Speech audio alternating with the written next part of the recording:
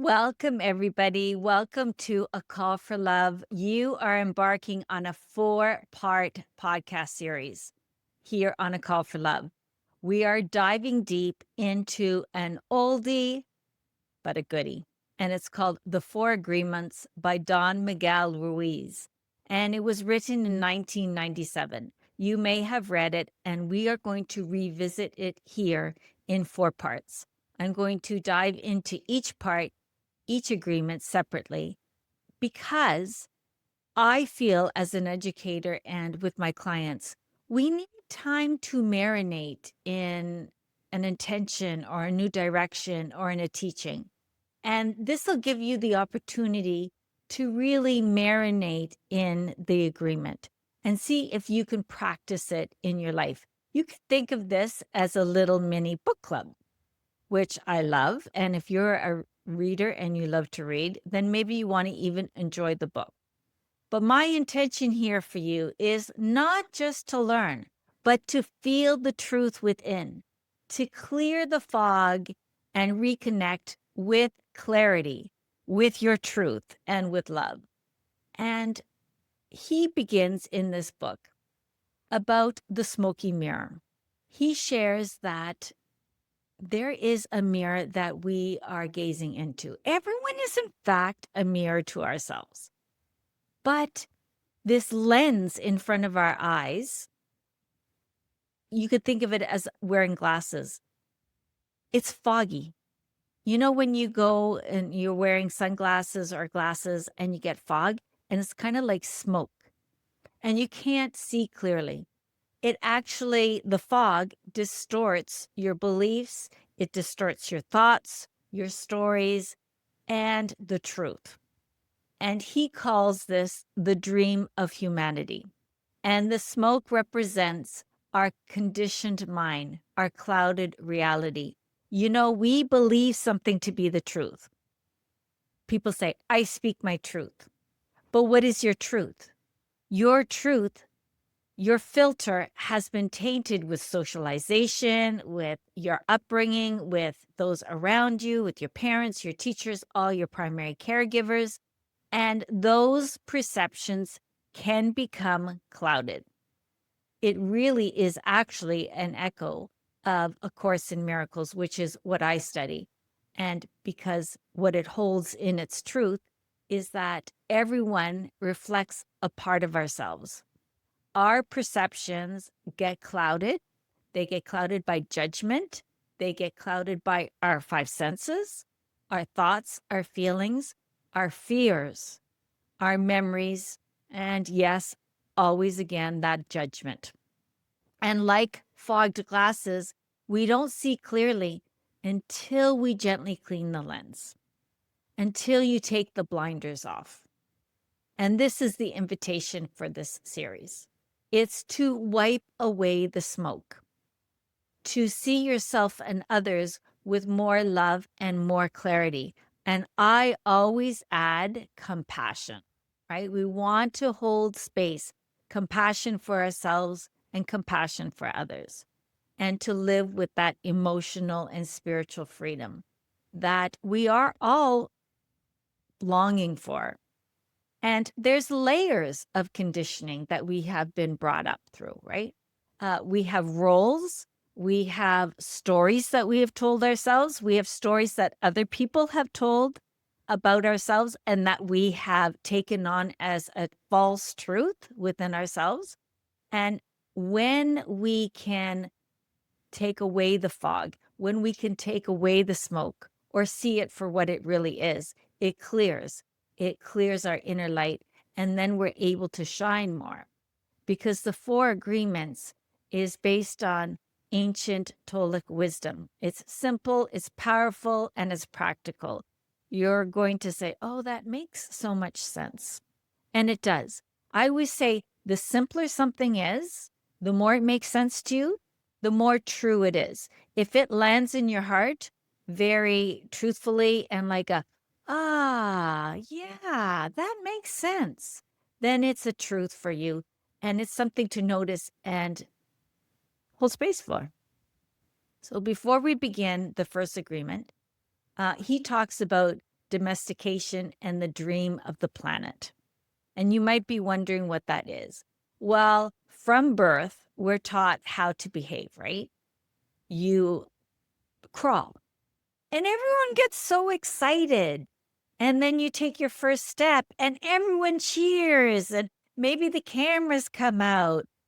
We are taught from a very early age how to behave, how to please. And it's not from our inner knowing. This is from socialization. It's through approved systems, right? That where we seek other people's approval. And we usually seek it through praise. When we follow rules and we follow those rules, it really builds up our inner self-esteem. But what happens is that sometimes we disappoint those who are caring for us. And that does not feel good in our body. That actually causes us to crave validation. And the thing here that I really want to share is that as a school teacher, I really took notice to this. Every child wanted attention and validation and approval and to make others happy because you get that cheering, you get that a clap on the back, you get that great job. And so what happens when you don't get that attention? And, it's just too challenging or too much to be, I'm putting air quotes here, good. What happens is sometimes a child, and even as a parent, I realize this, acts out for negative behavior because any acknowledgement is the right acknowledgement for the child. So these domestication rules or programming that we have really instilled in our youth is very harmful. And what it does, it actually comes into our adult life. You could see it firsthand with those around you. We've inherited these stories. Don Miguel Ruiz calls it the dream of the planet, a dream we didn't choose, but a dream that we have taken as a truth and we try to live by. And unless we wake up, we keep on living this path. I created a course, Becoming Peace, 5-day journey to living the prayer of St. Francis. And what it is that we are on this journey. We are on this journey to see the truth. And as we go through all these agreements, we have begun to believe these false truths. And unless we wake up or notice, wake up might be a little bit strong, but it's paying attention and noticing and then making shifts. And why I decided to actually embark on this 4 podcast series is that, one, I love reading, and it's really great to come back to the classics. It's really a chance to dive deep into a practice that has been adapted and really delighted by many, many people over the years. It's like a gentle wake-up call, questioning what we agree to and what we follow. And as I say, it's a return. It's a call for love. Now, how these agreements live inside of us? Well, over time, we internalize these rules. And you guessed it, we become our hardest critic.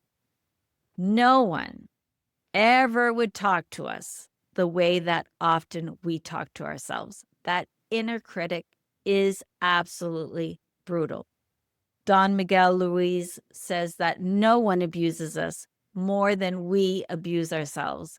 And it is so true. That's why I'm such a strong advocate for self-compassion. We can be often so kind to others and not to ourselves. In any case, we make these silence agreements. I'm not enough. I don't belong. I can't do this. I can't do that. These false truths really bury in our heart and bury in our psyche. And we cling to these false truths, these beliefs, really out of fear. You might be saying, well, what fear? And it's the fear of rejection, the fear of unworthiness, the fear of failure. I tell you, I have that inner critic constantly going through my mind. And, silencing it is a whole other story.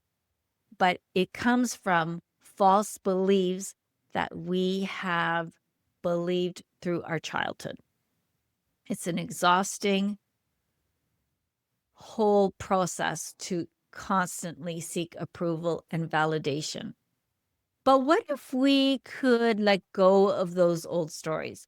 Like, what if we could see these beliefs as illusions and not truths? What if we stopped wasting our energy and started reclaiming our true self, the truth of who we are? And I say this a lot, who we are, the truth of who we are, because through socialization and past programming and seeing those before us, we carry these truths that we think are truths into our own life. I want to give you an example, and I think this is a really powerful example. All right, I know this story. I don't know where it came from, but there was a granddaughter, and it was a celebration. And the mother said to her, okay, are you going to cook the ham? She says, yeah, I'm going to cook the ham.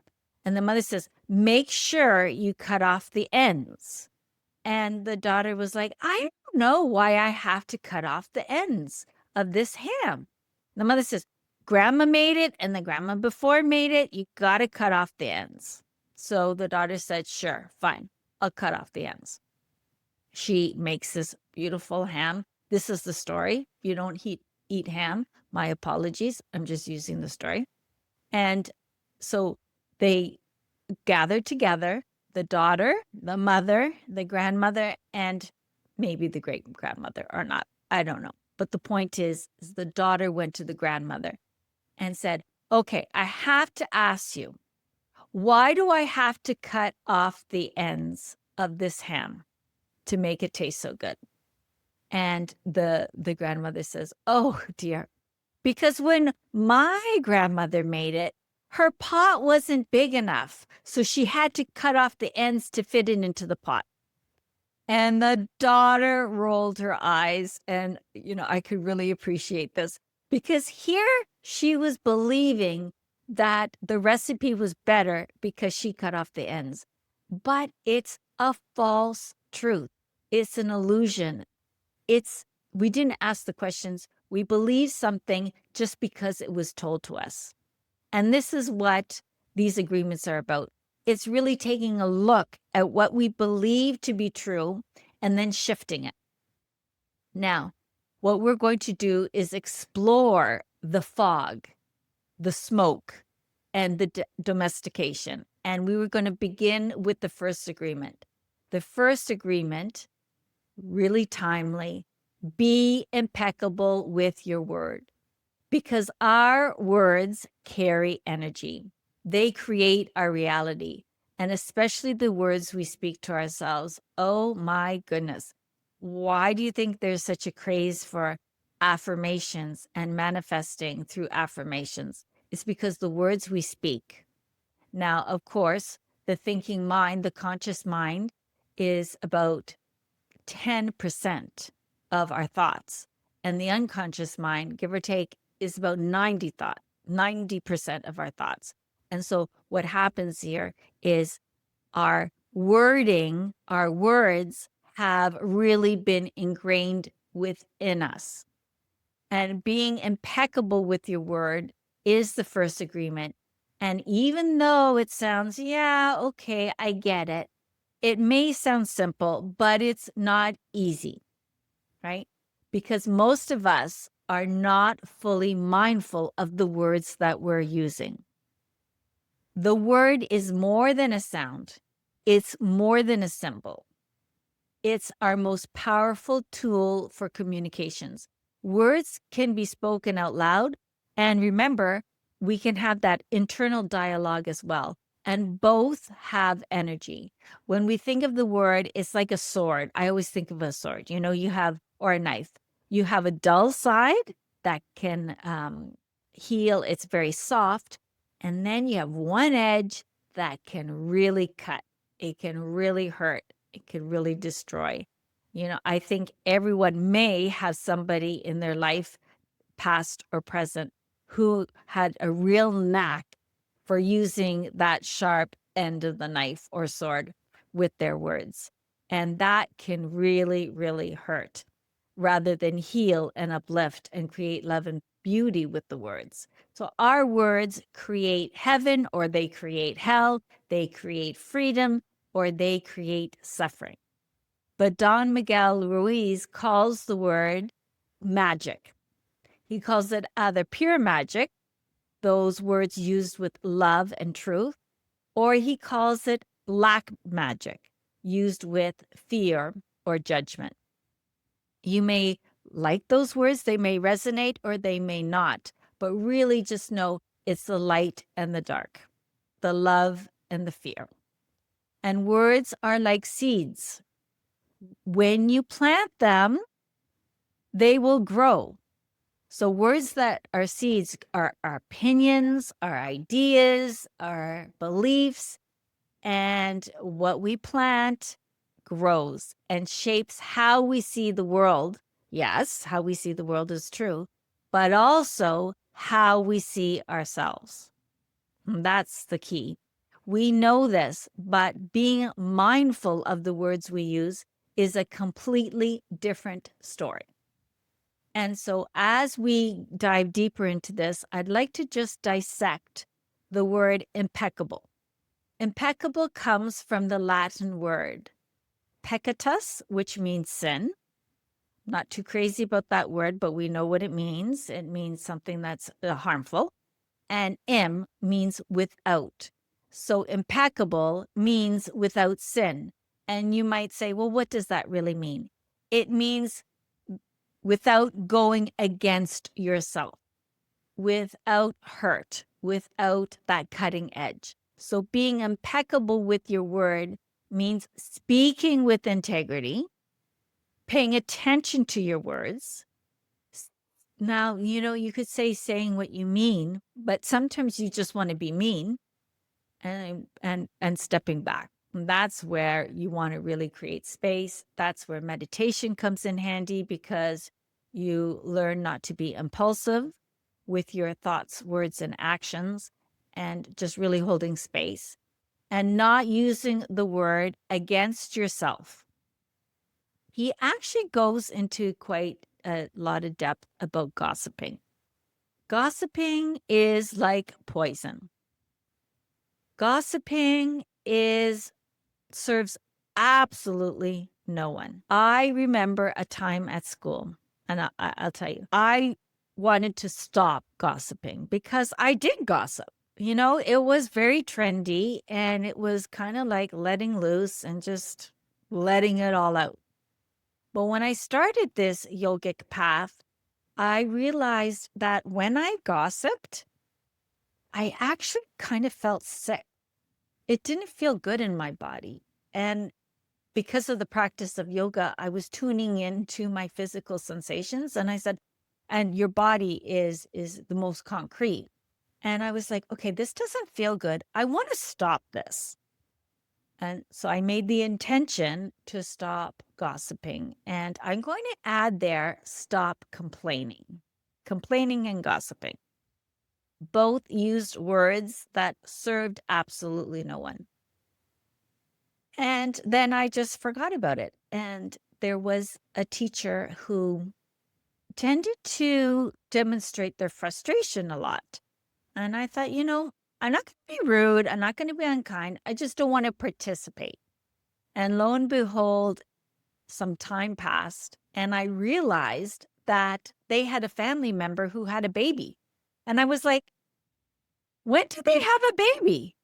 Oh my goodness. And then they told me all this story, and I realized I really hadn't talked to this person in so long that their family member was pregnant, gave birth, and had this baby. And I thought, wow, that intention really worked because I really tried to avoid gossiping and avoid complaining. That helped me become more impeccable with my word. Now, how it comes back to Yogastha Kuru Kamani, which is actually in the Yoga Sutras by Patanjali. And what this means is first establish yourself in the present moment and then take action. If you have a hard time being impeccable with your word, train yourself to stop, to notice. Right?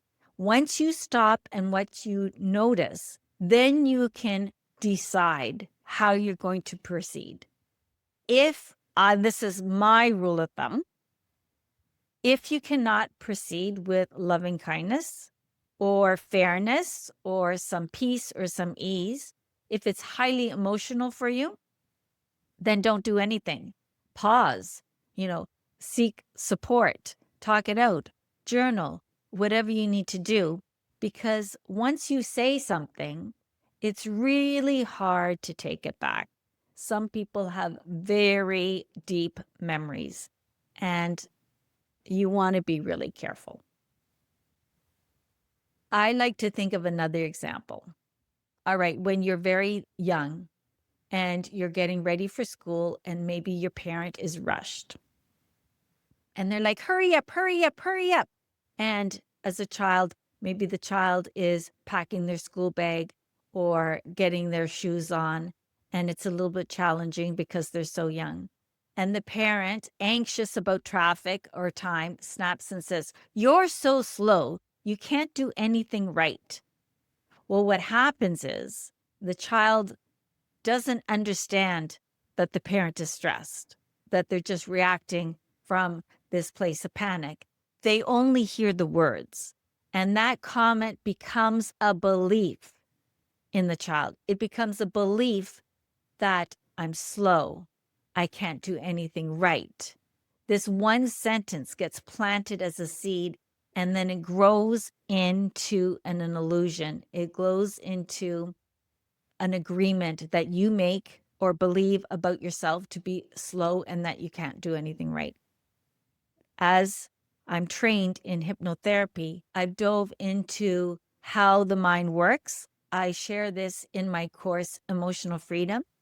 And basically, it goes like this. Before a certain age, the formative years, before 7 or 9, the critical factory of the mind isn't fully developed. And what that means is children absorb everything without filtering, no reasoning. They just believe everything they hear. And the unconscious mind takes these words in as truth. And later, those truths, air quote, become inner dialogue and shape us into how we see ourselves and the world. And I might add, falsely. So that inner dialogue and being impeccable with our word is really that inner critic, and can be very damaging. Those words like, I'm not smart enough, I'm not good enough, I'm too old, I'm not wealthy enough, I'm not lovable, I'm not enough. Whatever the words are, these are the words we talk about in our mind. We maybe even say them out loud. We are not being impeccable with our word. You can even say, does it pass the test, the sword test? Is it sharp or is it soft? Is it healing or does it cut really deep?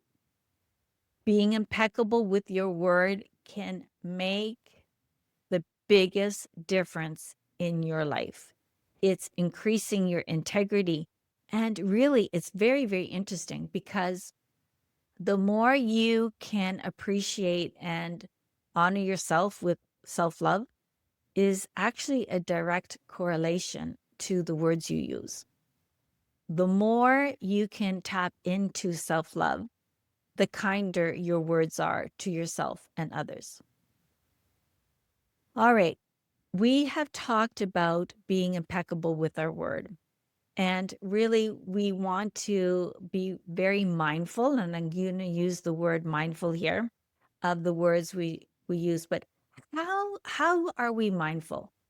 As we end this first podcast episode, series of 4 about the 4 agreements with Don Miguel Ruiz, I'd like to share that we can measure the impeccability of our word by our self-love, our kindness and respect for ourselves. And to do that, really pay attention to the words you're saying. How you can do that is to pause before you respond to somebody, to talk slower, to possibly journal. And another really eye-opening way to really tap into this is when you go in a ruminating thought. So when your thoughts are ruminating in your mind about self-judgment and self-criticism, maybe write them down and see what's coming up. See the pattern. You can even write down the words that you're saying to other people. Just take notice. It could be very overwhelming. I do find when you use words like that are absolute, always, never, continuously, those absolute words, they cause trouble because I'm more shades of gray person. Not everything is black and white. Those words can be very dangerous. I would absolutely take them out of my vocabulary. And that's something that you may consider. I try not to use those words. And when I slip into those words, actually, my husband, Gord, he does correct me because he knows I don't like them. But when you're saying words that hurt yourself or others, what happens is, I heard this once, it could be true, I tend to believe it, that for every negative comment or word you think or say, it has to be replaced by at least 50 positive ones. So that's a high ratio. The words we carry energy. So whether they're spoken out loud or silently to ourselves, please take notice. Now you have this time to really work on being impeccable with your word. Decide what that means for you. For me, it means doing no harm to yourself or doing no harm to others. If you can navigate through that, if you can tread lighter, then you have really tackled the first agreement. And this will give you the time to really hold space for it. All right. Thank you for joining. I would be very interested to know how you're doing being impeccable with your word. You can even put a little sticky note, maybe on your mirror or somewhere or at your desk, somewhere to remind yourself. Be careful with the words you use. My mom used to say, you catch more bees with honey than vinegar. Can we be kinder? Can we spread kindness like confetti? Can we use kindness to ourselves and others? May we be the ripple. May we plant seeds, words that grow love, kindness, and just ease, because we're all doing the best we can with what we know in each moment. All right? From my heart to yours, namaste, dear friends.